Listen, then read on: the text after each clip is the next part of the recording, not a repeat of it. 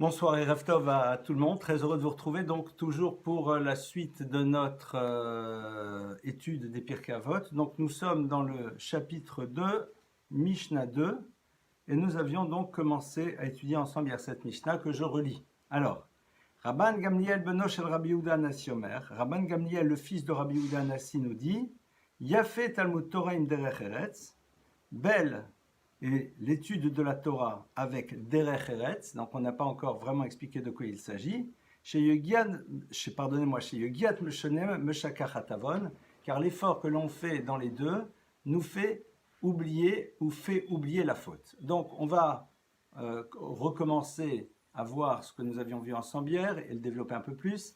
Nous avions vu que la première explication que nous avions envie de développer, c'était celle, entre autres, du Rambam, de Maïmonide et de Rashi, qui traduisent le mot Derech Eretz comme étant l'univers du travail. Et en effet, qu'est-ce qu'ils sont en train de dire? Ils sont en train de nous dire que l'effort que l'on va produire dans l'univers du travail et dans l'étude de la Torah vont nous faire oublier la faute. Ça veut dire quoi? Est-ce que ça veut dire que brusquement, quand on travaille et qu'on étudie, on n'a plus envie de fauter? Évidemment que non. Il y a ici deux notions. Il y a la notion de yogia. Yogia, c'est la notion d'effort. Yagea, c'est quelqu'un qui se donne à fond pour une chose. Et il y a un enseignement qui est fondamental, c'est que lorsque l'on est pleinement dans quelque chose, totalement dans quelque chose, à partir de cela, évidemment, notre tête ne peut pas être ailleurs. Ça, c'est déjà donc le premier point. C'est que aussi bien dans l'étude de la Torah que dans l'univers du travail, il faut être yagea, c'est-à-dire il va falloir se donner à fond. Il faut se rappeler de cet enseignement de nos maîtres qui nous disent Kol ma shebiatra lasot bechochacha aseh. Tout ce qui arrive à tes mains et que tu vas devoir réaliser, bechochacha, avec l'intégralité de tes énergies, assez, fais-le. Et la valeur d'une chose va être essentiellement dépendante de l'effort que l'on a fait par rapport à celle-ci, qui est révélateur justement de cette importance. D'ailleurs, on le voit bien au niveau de l'étude de la Torah. Lorsque on nous parle de l'étude, on nous demande chez Tiyu Amelim Batorah, que vous fassiez des efforts dans l'étude. Qu'est-ce que ces efforts vont produire? On deviendra le génie de la génération, ou alors on accédera à une connaissance relativement restreinte. Ça, ce n'est pas important. Pourquoi? Parce que ce qui a de la valeur, c'est l'effort qui montre l'importance. Il en est de même dans l'univers du travail, où en effet nous devons faire les choses pleinement et totalement, et ce aussi parce qu'il en est ainsi dans les lois du travail. Rappelons-nous qu'il y a un texte de la Mishnah, dans Brachot, qui pose la question suivante. Si vous êtes employé chez quelqu'un, et que vous devez donc travailler chez cette personne tôt le matin, et là, en l'occurrence, ici, il s'agissait de quelqu'un qui fait de la cueillette de fruits et qui monte très haut sur l'arbre pour cueillir les fruits. Le soleil se lève, arrive le moment de la prière. Peut-on descendre de l'arbre? Doit-on descendre de l'arbre pour faire par exemple le schéma? Eh bien, le texte nous dit non, on reste sur son arbre et on fait le schéma. Pourquoi? Eh bien parce que tu n'as pas besoin de descendre pour pouvoir le dire. Évidemment, si on considère qu'on est là-haut dans une position ultra inconfortable et que l'on a peur de tomber, et qu'on sera plus tranquille en bas de l'arbre, alors tout ça se discute. Mais pourquoi? Parce que la totalité du temps de ton travail doit être consacrée à ton travail. Et ne pas faire les choses avec le maximum d'effort au moment où l'on travaille est aussi considéré comme étant une forme de vol de celui qui nous paye. Celui-ci, en effet, nous demande de nous investir totalement par rapport au travail qui est le nôtre, et c'est une règle que souvent on a tendance à oublier. Mais ici, ce n'est pas le sujet essentiel, c'est donc Yafé. Alors, on va reprendre. Yafé, Talmud Torah. On a dit que belle est cette étude de la Torah, im derech eretz. Donc déjà, intéressant de voir que l'élément premier ici, c'est Talmud Torah, c'est l'étude de la Torah. En effet, l'étude de la Torah est au cœur même de notre existence. Maintenant, dans notre existence, nous avons beaucoup d'obligations. une obligation de nous nourrir, de nourrir notre famille, de nous en occuper, de nous occuper un peu de nous-mêmes, de manger, de boire, de dormir. Il y a beaucoup de choses qui sont nécessaires. Mais ces choses nécessaires sont, entre guillemets, bien sûr, accessoires par rapport à l'essentiel, qui est de se consacrer à l'étude de la parole d'Hachem à travers sa Torah. Et c'est la raison pour laquelle Talmud Torah est mis en premier. Il y a marqué dans le verset V'hagitabo yomam valayla, que tu te consacreras à son étude jour et nuit. Évidemment, dès lors que nous avons un moment de disponible, eh bien, celui-ci devrait être consacré à l'étude. Je précise la chose suivante, que le moment disponible, ce n'est pas quand nos besoins primaires ont été remplis. Il s'agit bien de se rappeler de la responsabilité que l'on a à l'intérieur de notre monde, de prendre le temps de s'occuper de son conjoint, d'être à son écoute, idem au niveau des enfants, de s'occuper aussi de soi-même. Rappelons-nous de cet enseignement du Talmud dans lequel un maître, à un moment, se lève à la fin de son cours et dit à ses élèves « Je m'en vais accomplir une mitzvah, un commandement ». Et là-bas, la question qui se pose, mais quel est le commandement que vous allez accomplir, cher maître? Et il dit, eh bien, je vais aller au bain public. Pourquoi? Pour faire du bien à mon corps. Et en effet, ça fait partie des choses qui sont nécessaires. Ce qui était intéressant, c'est que lui voyait à l'intérieur de cet acte un acte de bonté à faire vis-à-vis du corps.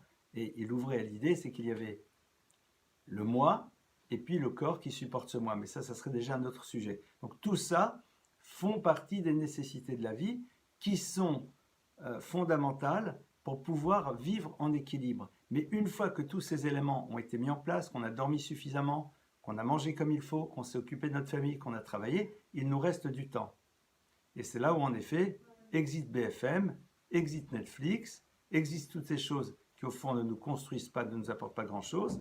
Et à ce moment-là, on va se tourner donc vers l'univers de l'étude. Donc, Yafé, Talmud Torah. Rappelons-nous, le Talmud Torah Keneget Kulam, l'étude de la Torah est au centre de tout. Certaines personnes n'ont pas le temps, parfois vraiment. Il faut savoir qu'en lisant le schéma du matin et le schéma du soir, on a accompli cette obligation de l'étude.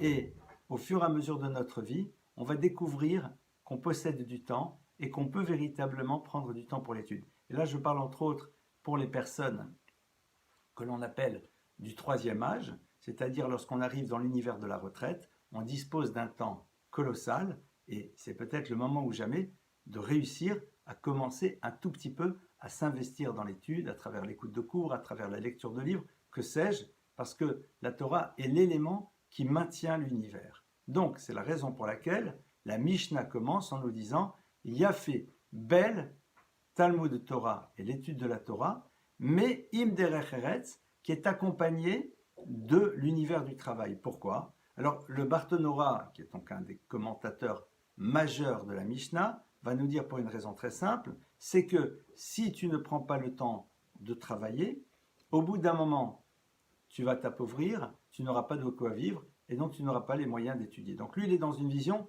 très pragmatique.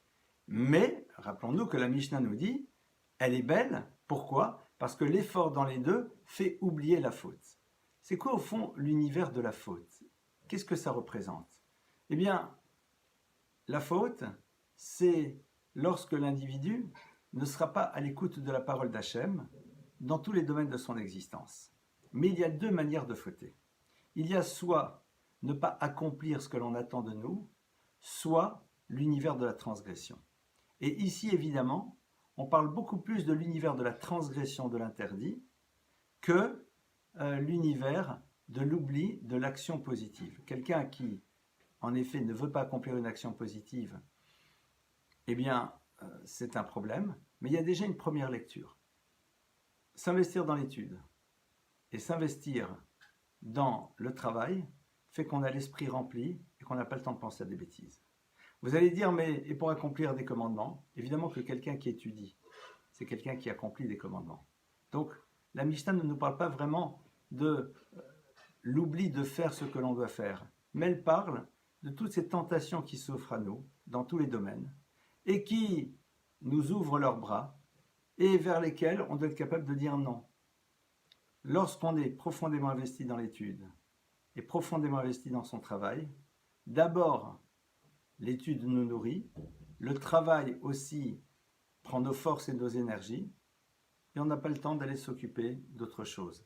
Yafé, pourquoi on dit Yafé? Parce que la notion de la beauté, dans la tradition juive, est toujours connectée à la dimension de l'harmonie entre différents éléments qui se retrouvent ensemble et qui forment quelque chose de beau. Nous avons ici l'univers du spirituel, l'univers du matériel. Ce qui les rejoint les deux, c'est cette notion d'effort. Lorsque cette notion d'effort est dans un endroit et dans l'autre, nous avons ici quelque chose qui est du domaine de l'harmonie, et c'est cela entre autres que le texte est en train de nous dire.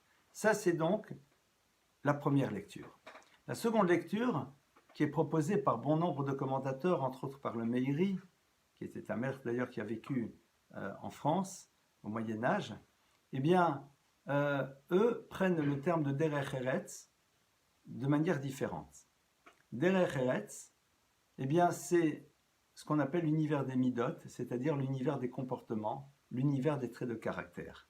Et d'ailleurs, on voit cela à travers d'autres textes qui nous disent, entre autres, Derech Eretz Kadma la Torah, que un modèle de comportement correct, comme un individu doit en avoir, est ce qui précède la Torah. C'est-à-dire, la Torah, pour pouvoir s'inscrire chez l'homme, doit se retrouver chez quelqu'un qui a quand même un minimum de comportement correct dans son existence. Et ici, on nous parle non pas de la notion du travail, mais la notion donc du derech eretz, c'est-à-dire de quelqu'un qui fait un travail sur ses midot, sur ses traits de caractère, sur ses comportements. Et on nous dit, Yafé Talmud Torah im derech eretz. Lorsque l'individu, à la fois est dans l'étude, mais aussi dans l'effort pour se travailler au niveau de ses traits de caractère, évidemment que ceci va lui permettre d'oublier la faute, c'est-à-dire de mettre de côté l'univers de la transgression, de par le fait qu'il se construit spirituellement, aussi bien dans un domaine intellectuel que dans la transformation de lui-même. Ce qui est intéressant de voir ici, c'est que on a l'impression que l'étude de la Torah ne suffirait pas. Eh bien, en effet, c'est exact.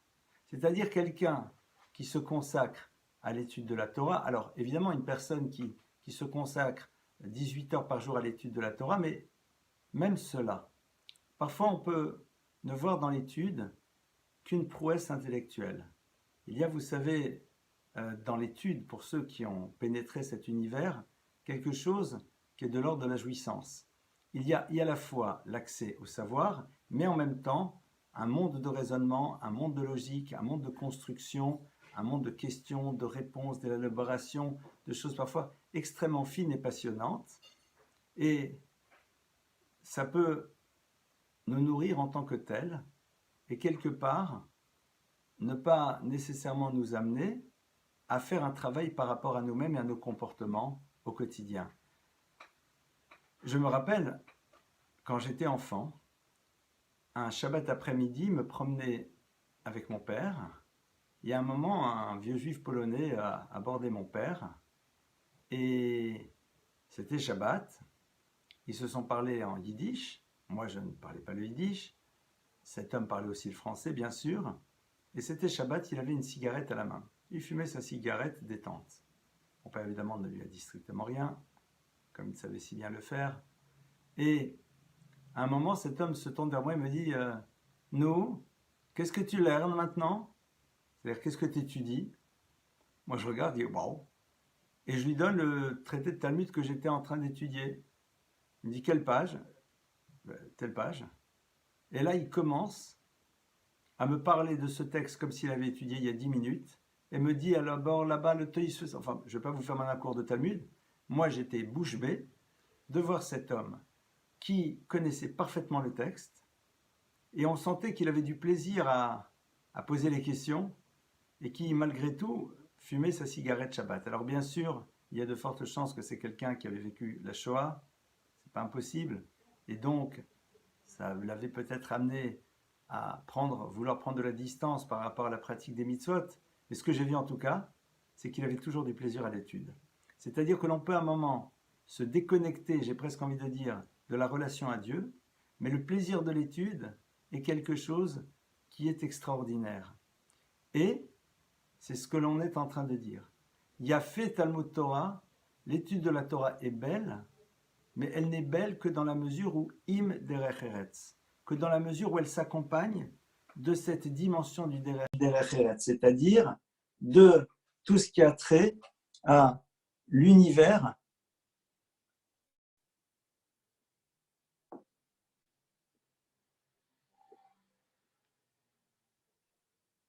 Pardonnez-moi, je suis désolé, il y a un petit problème technique.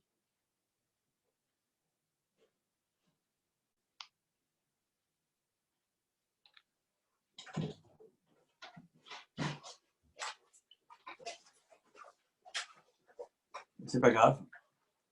Que dans la mesure où elle a trait,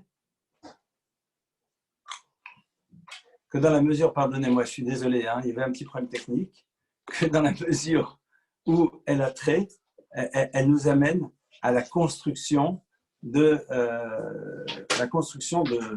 univers dans lequel le derech eretz sera présent. Mais il y a fait Talmud Torah im derech eretz. Ça veut dire quoi? Ça veut dire qu'il faut bien comprendre que le travail que l'on doit faire sur le derech eretz est un travail en tant que tel. Et au passage, eh bien, ça nous renvoie à un mouvement qui s'est créé à la fin du 19e siècle, qui était le mouvement du Moussard. Le mouvement du Moussard, c'est un mouvement qui justement a intensifié encore plus l'étude de tout ce qui a trait au développement, ce qu'on appelle aujourd'hui personnel, mais au travail sur soi, à la transformation de ses traits de caractère, au raffinement de la personnalité, pour que celui-ci soit dans le monde de l'étude vraiment présent. Pourquoi? Parce qu'il y a cette tendance naturelle à ne pas vouloir aller vers l'univers du derech eretz. Pourquoi? Parce que cet univers n'est pas un univers nécessairement ultra valorisant. Beaucoup de personnes, malheureusement, dans notre monde, ne font pas de travail sur eux-mêmes, se contentent de rester ce qu'ils sont. Et à partir de cela, évidemment, consacrer du temps à raffiner sa personnalité, à vouloir se transformer, n'est pas nécessairement très attractif. Par contre, dans le monde qui valorise l'étude, dans le monde qui valorise le génie intellectuel, être dans l'étude est quelque chose de beaucoup plus valorisant. Et c'est la raison pour laquelle, entre autres, un très grand maître, Rabbi Israël Salanter, a réintroduit en tant que tel l'étude dans l'univers du derech eretz, parce que celle-ci avait à un moment tendance à être mise de côté. Et la base, évidemment, de son enseignement prend sa racine, entre autres, dans ce type de texte dans lequel on nous dit que Yafé Talmud Torah im derech eretz, donc première lecture, l'étude de la Torah est belle lorsqu'elle s'accompagne de derech eretz, lorsqu'elle s'accompagne de ce travail sur soi, donc les deux doivent être présents de manière concomitante.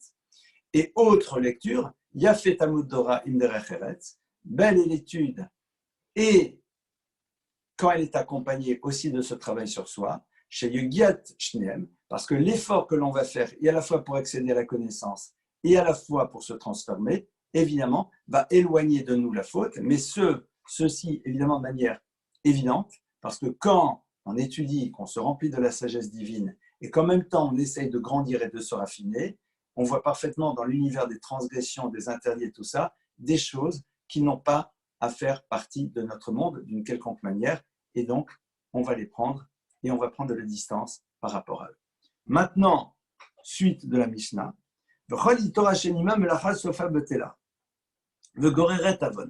alors, on dit, et toute Torah dans laquelle il n'y a pas de travail, Sofa Betela, au bout d'un moment, va disparaître et génère de la faute. Alors, évidemment, d'après ceux qui ont la seconde lecture, eh bien, on comprend parfaitement cet enseignement. Seconde lecture, c'est belle étude de la Torah avec le travail sur soi. Donc ça, c'est déjà le premier point. Et second enseignement, et toute Torah dans laquelle il n'y a pas de travail sur le terrain, d'accord, le business, au bout d'un moment sera annulé. Ou alors, d'après la première lecture, c'est une forme de complément. C'est-à-dire, on nous dit, sache que faire des efforts dans l'étude de la Torah et dans le monde du travail, ce sont des choses qui te permettent de mettre de côté l'univers de la faute.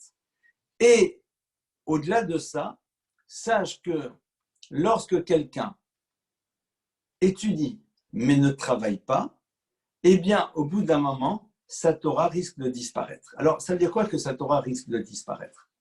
Alors, première lecture, évidemment, c'est celle de Barthénora, comme on l'a vu, c'est qu'il dit qu'au bout d'un moment, la personne aura besoin de travailler et comme il ne trouvera pas de travail, il risque de se retrouver à ce que même son étude disparaisse. Il va se retrouver comme un pauvre malheureux qui n'a pas travaillé, qui a étudié, qui au bout d'un moment n'a pas de quoi se nourrir, qui va avoir la tête prise dans son angoisse de savoir comment je me nourris, et même l'étude qu'il a pu avoir peut disparaître.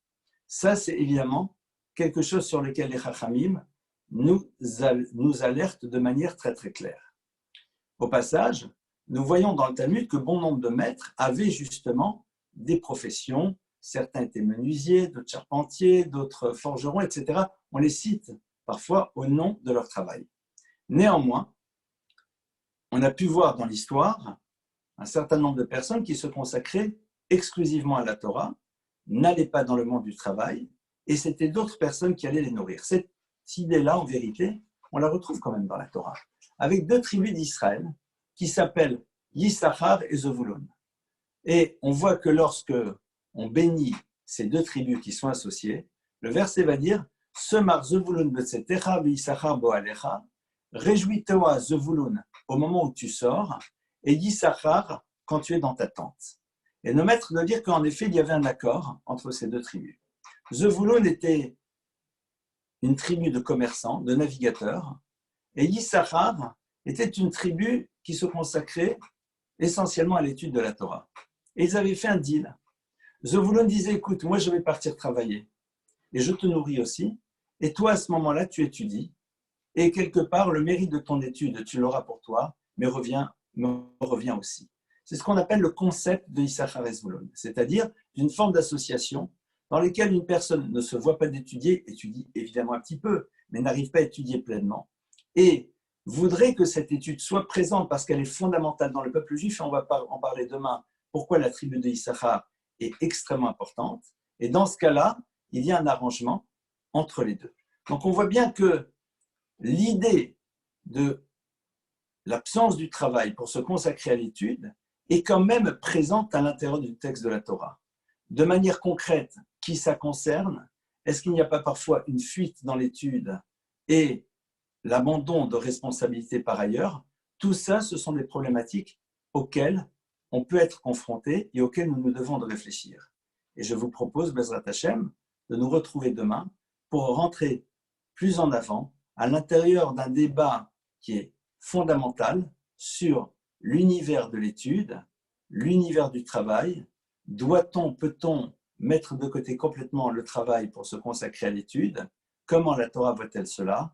C'est le sujet donc que l'on va continuer à développer, Bezrat Hashem, demain. En attendant, je vous remercie pour votre présence. Désolé pour cette petite problématique technique au beau milieu. Et on se retrouve donc pour la suite de notre étude demain.